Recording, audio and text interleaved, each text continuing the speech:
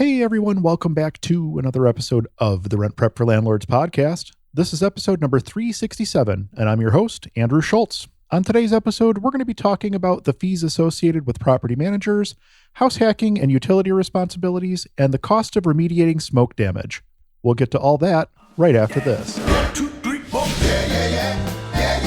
Welcome to the Rent Prep for Landlords podcast. Now your host, Andrew Schultz. Before we jump into today's episode, don't forget to check out the Rent Prep for Landlords Facebook group. It's a great free resource for you to network with housing providers from around the country, and if you have a question or situation you've never dealt with over 12,500 members, chances are someone in the group has been there before and can lend a helping hand. Our goal is to hit 13,000 people by January 1st, so if you haven't checked it out yet, do that today over at facebook.com/groups/rentprep. Don't forget to mention the podcast when answering the questions so we know how you found us.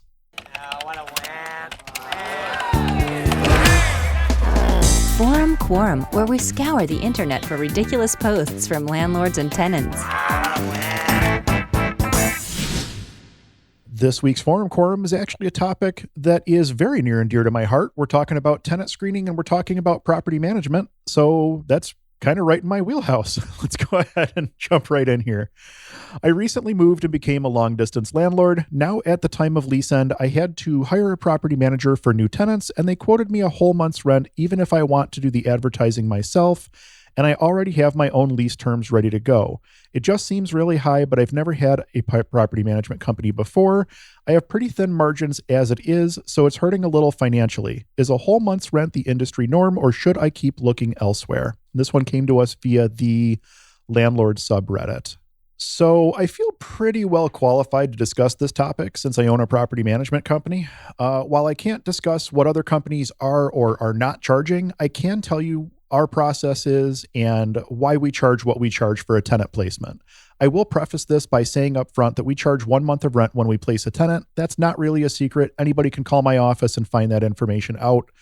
So what's included in that 1 month charge is really what's important. And when you're talking about hiring a management company or even hiring just a real estate agent to help you find a tenant, this is the kind of thing that you need to be looking at.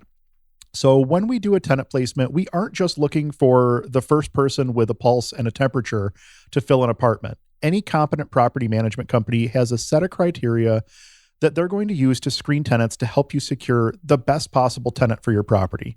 Generally, these criteria are going to include things like income, credit and background checks, employment and landlord references, things of that nature.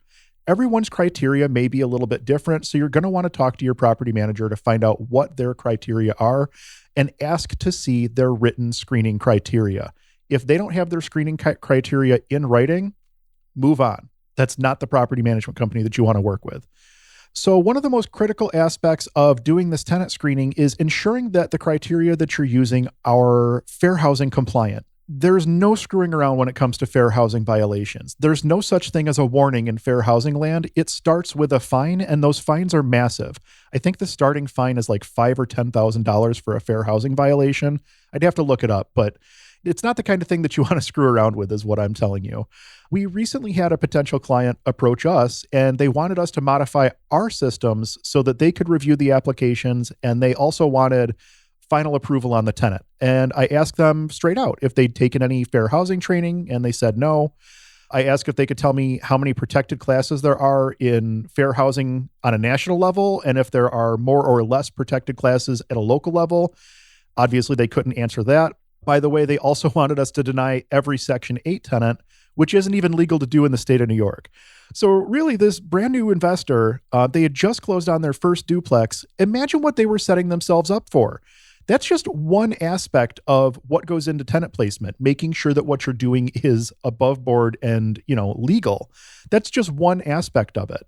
When we do a tenant placement, our tenant placement also includes a set of edited photos of the property as well as a basic walkthrough video. We do offer an add-on to clients if they want like a 360 virtual tour or high-end professional photography or video, something along those lines. But all of the marketing cost is essentially built into that charge, that 1 month that we charge. And we make sure that the units are all over the internet. Zillow, Trulia, Hotpads, Facebook, MLS in some instances. About the only place that we're not advertising at this point is in the newspaper and on Craigslist, just because it's such a bastion for scams over there.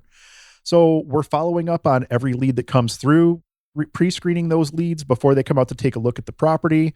We're present for every showing. So there's physical time allotted to being at your property, and that also has to be accounted for. Then obviously, once we have shown the property and we have applications, it's time to move into that application screening phase, which is kind of what we discussed at the onset there. Once we get that application approved, now we're on the lease signing.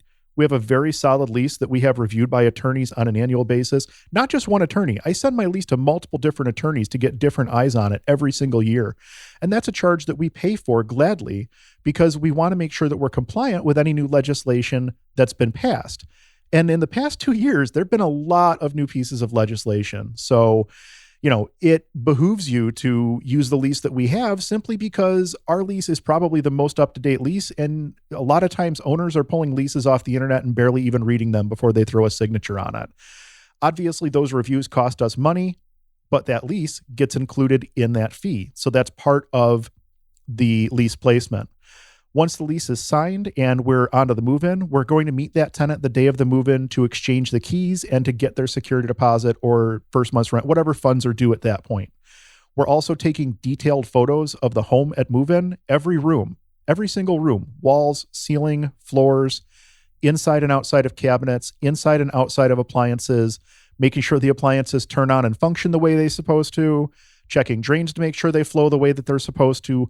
All of that stuff gets noted, and all of those notes and photos, that becomes the move-in record for that tenant when the tenant signs off on it. So now you have a solid set of before photos in the event that there are damages or something like that at move out.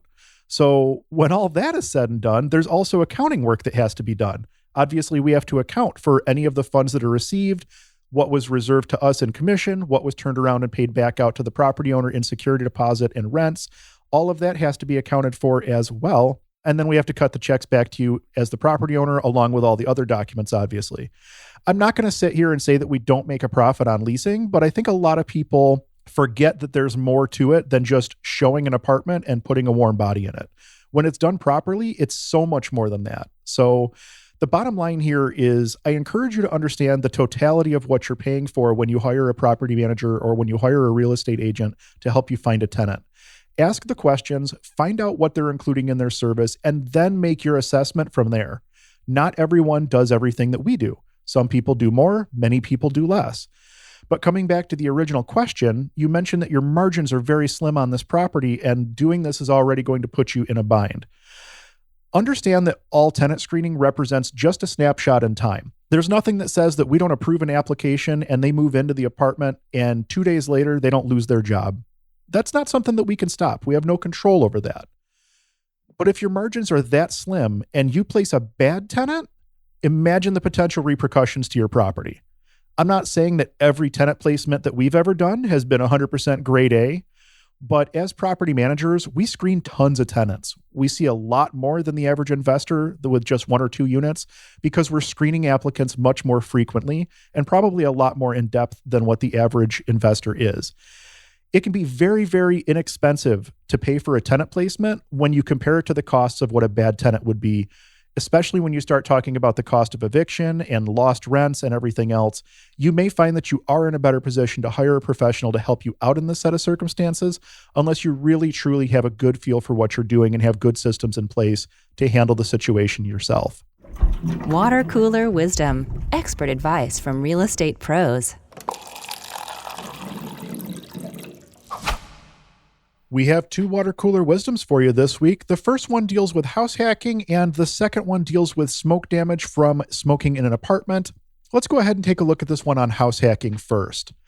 I am house hacking a home in Fillmore, California. I'm living downstairs in 1 bedroom, 1 bathroom, and the garage with no kitchen, but I have laundry. I do laundry maybe once a month. The upstairs is rented out for $2,700 a month, which is the 2-bed, 1.5 bath. That has the kitchen and everything except no laundry room. I'm paying $55 for the Wi-Fi and $55 for the water softener. The tenants have access to the Wi-Fi. I thought this would be fair as me covering my use of the utilities at $110. The tenants cover all of their utilities, the water, the trash, the sewer, the electric, and are complaining that the bills seem a little high for electric as well as water and sewer, and they want to split those bills. They mentioned the sewer bill is about $100 a month. I do the maintenance, including the pest control and gardening for the home. During the lease agreement, I told them about what I'm going to be covering and what they need to cover. They agreed and signed. Please help. I'm a new landlord. Thank you in advance. So it sounds to me like you've built a nice little mess here. This is one of the disadvantages to house hacking is when it's not set up and done correctly, it can really turn into a gigantic headache very, very quickly, especially when it comes down to the financial side of it, who's paying for what and everything that goes along with it. The first question in a situation like this is always, what does the lease say in terms of who is responsible for what? Assuming the tenant signed that lease, those are the agreed upon terms, and there really isn't a reason to make changes to those terms unless everyone can come to an agreement about what the new terms and conditions of the lease are going to be. The tenants sign their lease at move-in knowing who is responsible for what, and when you're doing a house hack like this, typically it's best to keep all of the expenses in your name as the property owner and then have some sort of an agreed upon price with the tenants.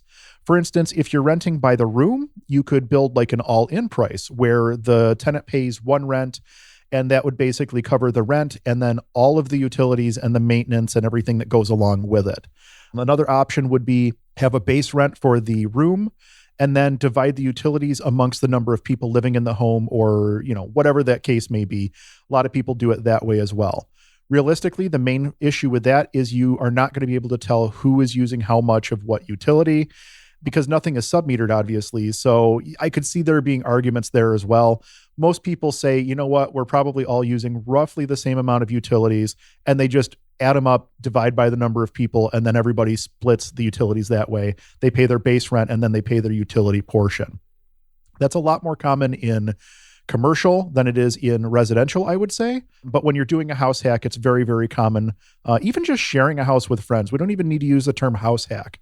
I mean, when I was in college, I split a house with friends, and that's what we did. We all just added the utilities up, divided by the number of people, and everybody chipped in that portion. It doesn't have to be super, super complicated. I think where you went wrong here is that you told the tenants who are living in the main portion of the building by the sounds of things to move all the utilities over into their name so that they're responsible for the utilities, blah, blah, blah, blah, blah.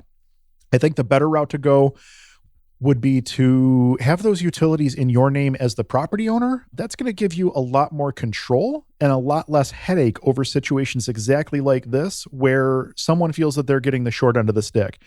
And it sounds to me like everybody feels a little bit slighted in this situation based on the way everything was written. But realistically, my recommendation here is to do what you need to do to fix your house hack. Right now, it's broken. Move all of the utilities and expenses under your name as the property owner, charge the tenants accordingly, and then you don't have to worry about this in the future. I'm not really digging into the legalities of splitting utilities or renting by the room here because it's pretty much outside the scope of the discussion, but you should check laws in your area on both of those topics to make sure that you're not putting yourself in a bad situation that way as well. People house hack successfully all the time. People share houses together successfully all the time. I get the impression that this home is not one that lends itself well to a house hacking scenario. At the very least, I think that the way that the house hack is set up is not good.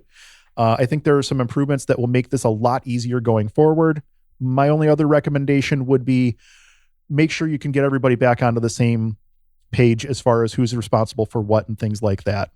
If you do decide to make changes to the terms and conditions and who's responsible for what, make sure that it all gets put down on paper and everybody signs off so that everybody is aware as to what the new arrangement is compared to what the previous arrangement is. As I said, I think there's some improvements here that are going to make this a lot easier for you going forward. Best of luck as you work on sorting this out.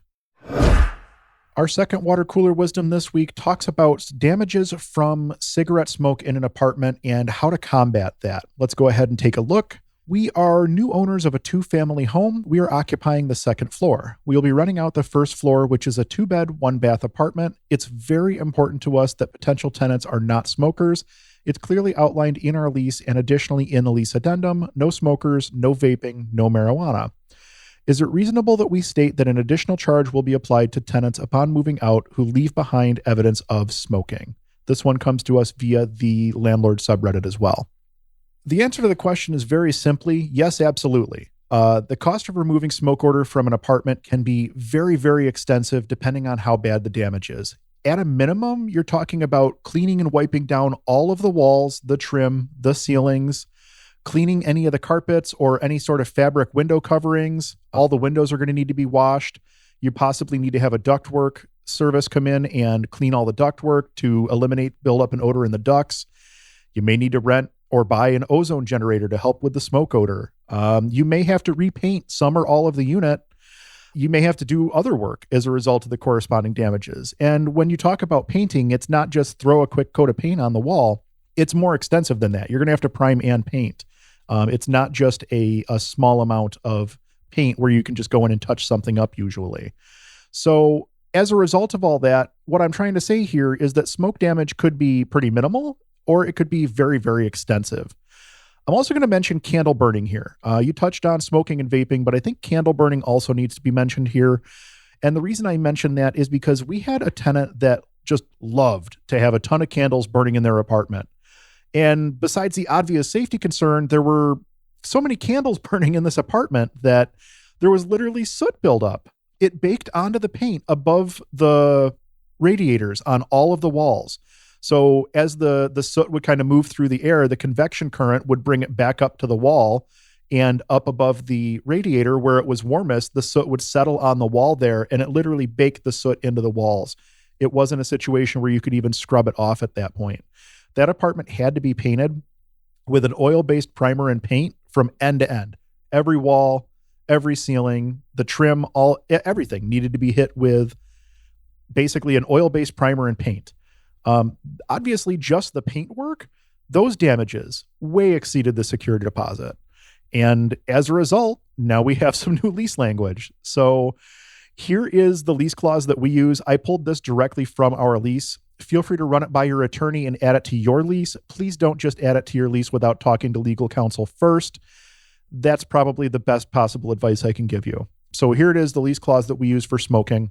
Smoking and or vaping of any type is not permitted anywhere inside the apartment building, including but not limited to the apartment itself, attics, basements, laundry rooms, common areas, and hallways.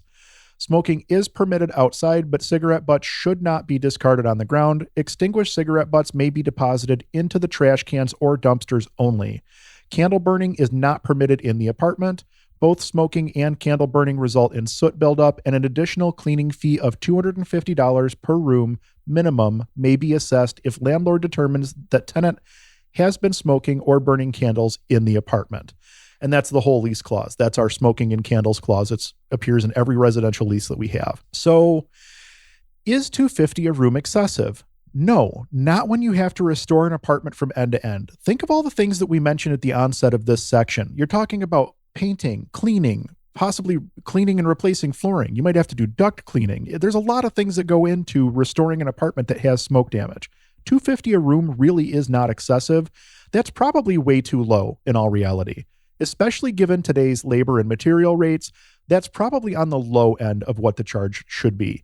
And take note that our lease indicates that that's the minimum charge. Now, here in New York State, we do have to prove damages are legitimate. So if our charges were less than $250 a room, we would have to bring that charge down to the appropriate amount. Some states have a lot less restrictions on what you can and cannot charge. You'll want to check with your attorney to determine what makes the most sense for you as a course of action. But I don't think that it's unreasonable to charge an extra fee if someone causes smoke damage to your building, whether it be from cigarette, cigar, marijuana, vape pen, whatever the case may be. If someone is damaging your building, there's no reason that you should not charge to restore the building back to the position that it was in prior to that tenant taking possession.